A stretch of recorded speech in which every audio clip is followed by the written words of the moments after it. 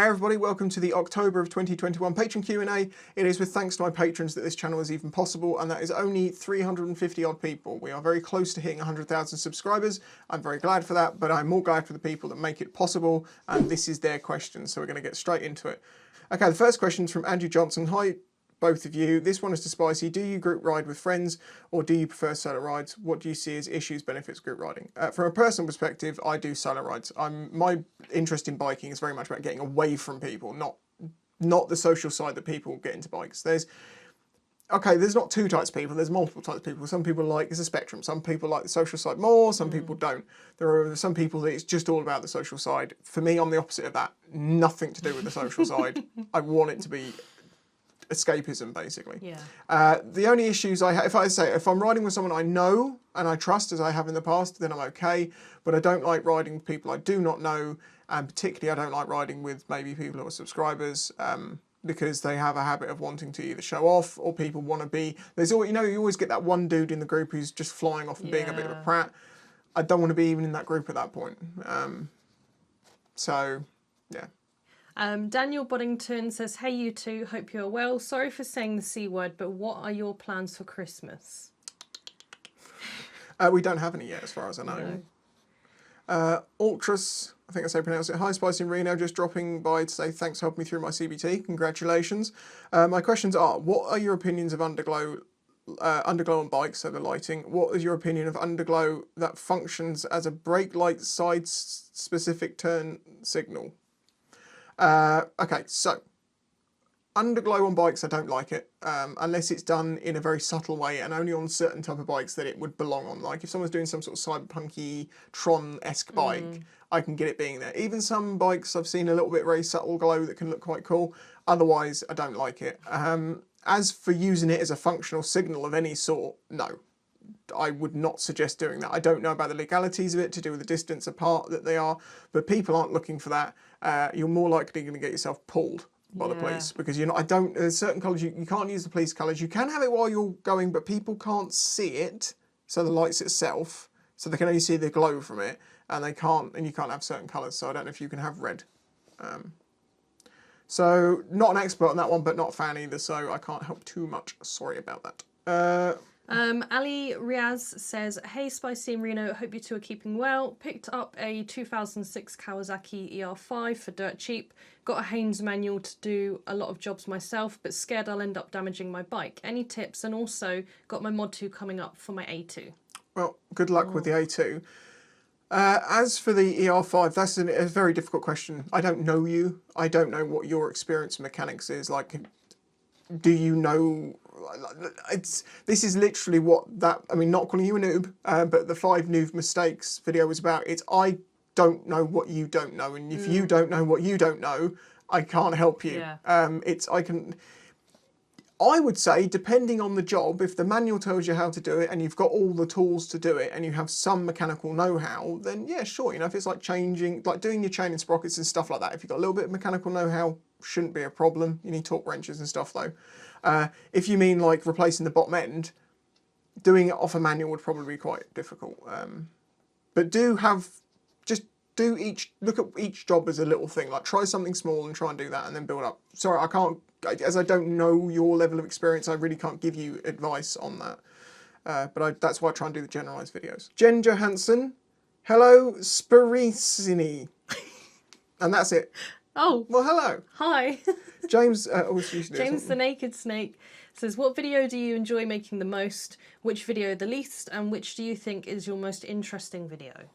The videos I enjoy making the least are one-day reviews.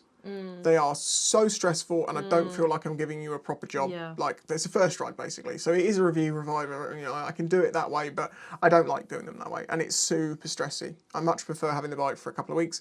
Like, I have a Triumph coming later on this month. It was in November. Most enjoy making something that I'm really excited about and I think that the people will enjoy watching. My most interesting videos, I think, are probably... probably the mechanical explanations, I would have said. I would say so. But it all depends. It's all an opinion thing. Like, some people, most people probably don't like my videos, statistically, because if most people did, I would have more subscribers than I have now. Oh, I just found Jen's question down here. It's separate. So let's go to that one. So they say, so a year and a day after buying my first bike and having just lovingly serviced her myself, some idiot decides to do a 3-point turn from the right-hand side of the road, just up from the traffic light, as I just accelerated away from. I struck him in the passenger side wing and went flying over the top. Jesus. How I'm not worse off than a couple of bruises, sprained wrists and nasty blow to the nethers, I will never know. He's admitted liability, so I'm already bike shopping, fully anticipating Buffy will be written off. I loved her, but it turns out she probably wasn't the right bike for me. I know nothing about bikes, so I went on to get a sports bike, because that's what an old cool motorcycle was supposed to look like. But looking back on it, I wish I'd got a dual sporty, scrambly, supermoto-ish type thing that could do all the kinds of terrain and give you a taste of all kinds of bike experiences, not just caning it on tarmac. Do you not think every new biker should have a go at everything with their first bike? Love your work very much. Please keep it coming. Yoroshiku onegaishimasu. Sorry to hear about the crash. I do think people, I talk about this a lot in videos, people get stuck into what they think they do and don't like. The most utilitarian motorcycles are the old school. They were just called motorcycles. You didn't have dirt bikes or road bikes or anything like that. I think that's where Supermoto sits, is the bike that can do everything. The only thing that Supermotos are rubbish at is travelling distance. I mean, if you've got something like a 701 or a 690, they're more capable of, well, they are capable of doing normal speeds without the engine going crazy, but still, then they're weekend blasting bikes. That's what they're really for. If you don't do a lot of long distance travel, absolutely great. That's why I love my 125 so long, because all I needed was a little quick bike to get around locally. But yeah, I do think that people shouldn't buy a sports bike and then be sports bike riders their entire life without ever trying other stuff. Get experience days, going and testing other bikes. That's one of the reasons I do reviews, to know this stuff. But yeah. Lee Bayliss. Hi Sprino, how are you doing? Not my question. We're doing all right. Just had to run from the rain. We went for a walk. Not sure if it's been asked before, but if you could be any animal, what would you be? I'd be a duck. I could walk, waddle, swim and fly. Just got to dodge the shooters. That's a tri-environment animal you've got going on there. We have, and I think I said I'd like to be, what did I say? I'd like to be a blue whale. Yeah, you did. But now I'm feeling more malicious today. Maybe I want to be a fly and just annoy someone. He's flying in squares. Yes, yes, the slow square fly. I land on the same. An axolotl. Jess Fox says, will Spicy and Reno be on time again this month, or is something going to happen that makes them late and break the streak? We are filming this on the 31st. So we are actually filming this on time. Jess, thank you very much. Mephisto, hi Sprino. With the use of Pythagoras' theorem, can you explain whether stickers or t-shirts are more useful to draw new viewers to your channel? No, I don't think I can. What I can tell you is it doesn't work. And also merch plug. Unless you have new merch all the time, it's very difficult to get people to keep buying it. I mean, it's at the end of, like I have to physically scream non-stop in every video to get anyone to buy any merch. Putting it at the end doesn't work. I don't think it's a way of getting people. Stickers and merch is not a way of getting people into a channel. Stickers and merch is a way of... Well, it normally comes out the back of people asking you to make it because you have an audience. Because they want something physical. But at the same time, it's easy to set up. It's fun to do. I just don't like using Redbubble and all those sorts of things to do t-shirts because they don't last any time at all. I've bought, 2 or 3 t-shirts from them over the years, different people's ones, different quality levels, and they all wash out in about 10, 15 washes. And my ones still look like brand new after years because we use a more basic, less fancy method, but they last. And that's why we do it. Avocado says, all hail our Lord and Saviour, Jim Bell. Jim! And hey, Reno. Jim! Jim. Following on from the last month's question, if you put a squirrel in a squirrel suit, would it be like dividing by 0 on a calculator? And if squirrels in the stratosphere have squirrel suits, would their speed then be taken 4 times a Mach 14 chicken if we're going on the weight of an average grey squirrel being 400 to 600 grams? That was like a tongue twister. So I feel like the fur of the natural squirrel is actually going to naturally slow it down more in wind resistance. Although there isn't really wind resistance at these sorts of speeds. So actually wait, you're misunderstanding a fundamental point here. Flight surfaces at Mach 14 aren't going to work. They're just going to get superheated and melted off. So if the squirrel puts its arms out, it's going to melt. You're going to get a cooked squirrel. I think we need to think more about the protection of this squirrel from the... if we hollowed out like a tank shell, he could put... No, he couldn't have... It'd be nice if he could view out of it somehow. Maybe a camera on the front of it with like a... Yeah. I can't give you an exact answer to that one if I'm honest. Crazy Dog 98. Hey, hope you two are good. What's the best advice you have given anyone in life? And if you could give every motorcyclist, new and old, a bit of advice, what would it be?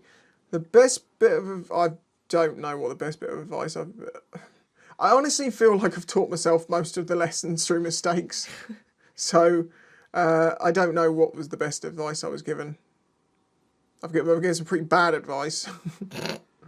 And if I could give any biker new or old advice, I wouldn't give an old biker advice. That would be to suck eggs. I would only give someone with less experience than me advice unless they asked for it. And I think as a generalised rule is just chill out, mate. You want to get home at the end of the day, it's not that important. It's just, when people spend so much time chasing things around and getting mad over this, that and the other, and it's like, you got time to do that? If I got mad over everyone that cut me up during a ride, you just wouldn't get anywhere. Tommy Darlow says, hey Spicy and Reno, just a question for you both. If you could choose any motorcycle in the world for your main to do it all dog's body, what would you choose? As I've said, I can't answer that question because if I did, I'd own it. Yeah. I'm trying to find a bike. I would like to own one bike. I will be honest about that. As much as I love Derek and I love Divi, they're both great bikes and I love them individually. Simplification for the future. I can't have bikes for those two forever, obviously. I would like one bike that sits somewhere in the middle. Probably something like, like the Tanneray or basically something adventurous, something, something like that. I think is the true bike that can do everything. But if you don't go off-road, then pretty much any bike can kind of be that. But then you've got to bring comfort into it, and that's why the adventure bikes tend to be more comfortable than the sports bikes. It's very difficult, and it's all in personal choice. And I haven't made my mind up on that one yet. 4658. Here do we appreciate she's thinking it. I hope you two. Given that we're established that Mac Jesus is the peak of forward momentum, no one said it was the peak. How many Mac Jesus motorcyclists riding in the opposite direction on Earth rotation would it take to stop said rotation? Secondly, how many Mac 14 chickens would it take to restart said rotation? Tar very much with a great entertainment. And if you're bored of Mac whatever questions, sorry, not sorry, love you both. Okay, so where are we starting with? Stopping. I do not believe there is enough surface area for tyres on the Earth that if we made the Earth an entire flat ball and we lined up as many bikes on it as we possibly could, facing in the right way, and you got them all to go at the exact same moment, I don't believe that amount of force and traction would have any influence on the Earth. I mean, it might be a tiny thing, but we're talking mass levels here. When you build something bigger, a sphere, the inner mass is exponentially increased with the outer size. So, exponential, but, a lot bigger. Point being, there's a lot of mass there and not a lot of bikes. So, no, I don't think it's possible. How many Mach 14 chickens? That would depend on how we're firing them, if we're using a recoil or a recoilless system. I'm assuming we're going to be using a recoiled system, in which case we just need to work out the barrel length, the velocity, and the back pressure from that, and then times it by how many guns we need. But the problem is at that point is the guns are going to weigh so much that there's extra mass on Earth. So is it going to work out or not? These are the questions that we need to find out if we are to move forward as a civilization. I always end up with the May Crutch one. I love that. No, I've had it the past couple of times. Oh, yeah. May Crutch says, hello, Spreeningtons. Spreeningtons? I like that one. How's she cutting? My question this month is a rather delicate one. Oh, God. My girlfriend Oh, talks God. in her sleep. Right. Oh, I do that as well. I'm often awoken by her calling out, "Pork me, Peter, pork me, Peter." One other night, she cried out to Jack the woodcutter to get his chopper out because she has a forest of bushes that needs cutting. My name isn't Peter or Jack. What should I do? Should I go to the butcher's and get an assortment of pork on a skewer or buy a chainsaw? Have either of you experienced anything like this? I'm still stunned by your awesomeness. You're a brilliant pair. Love to Nigel. Yeah, I mean, you could change your name or become a lumberjack. They're perfectly optional. Not like that. No. You talk in your sleep sometimes, Yeah. but it's mostly gibberish and Gibberish, normally yeah. makes no sense. If I think of anyone talking in their sleep, the first thing I think of is my sister many, many years ago, who was going on about how you cut a hedge and you've got to make sure you cut it from the bottom to the top, and she was giving this whole lesson in how to cut hedges. We're like, what the? And that was our last question. So thank you very much to all of my patrons. Should we try and do a quick fire one next time? Maybe. Actually, it's November. So there's nothing really to make it November related. Well, we'll work it out. I'll put the post onto Patreon and we can go from there. Thank you for watching. Thank you for your support. Smash the like button. Tally ho. Bye.